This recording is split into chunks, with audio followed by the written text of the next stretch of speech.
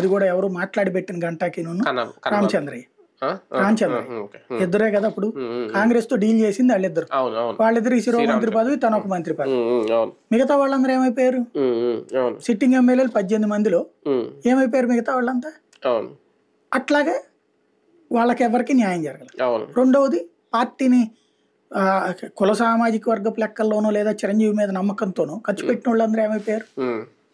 అయితే ఉండు కాంగ్రెస్ లేదు, పోనీ నా వాళ్ళందరికీ నీ సీట్లు కావాలని నా వాళ్ళందరూ కంపల్సరీగా పొజిషన్లో ఉండాలని ఏమైనా కోరుకున్నాడు? వాస్తవంగా రోజున కాంగ్రెస్ మూసుకుని ఇచ్చే పరిస్థితిలో ఏమైనా చేయగలిగాడా?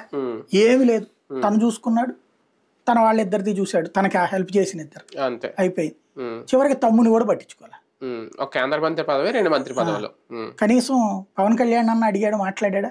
అతనితో మాట్లాడితే ఈ పార్టీని వచ్చేది కాదు కదా, అయిపోయింది. ఇప్పుడు ఈయన పార్టీ పెట్టాడు. మొదటిసారి ఎవరిని అడిగి త్యాగం చేసేసాడు? 2014లో. 2019లో ఎవరిని అడిగి బయటకు వచ్చాడు? 2018లో. 19లో ఎవరిని అడిగి బీఎస్పీ కమ్యూనిస్టులతో పొత్తు పెట్టుకున్నాడు? పోనీ ఆ పొత్తు పెట్టుకున్నప్పుడన్నా పార్టీని నమ్ముకున్న వాళ్ళకి ఎంతమందికి సీట్లు ఇచ్చాడు ఆయన? అప్పుడు కొన్న వాళ్ళకి కూడా ఇవ్వలేదుగా. పోనీ తన మిత్రధర్మంగా కమ్యూనిస్టులు, ఫర్ ఎగ్జాంపుల్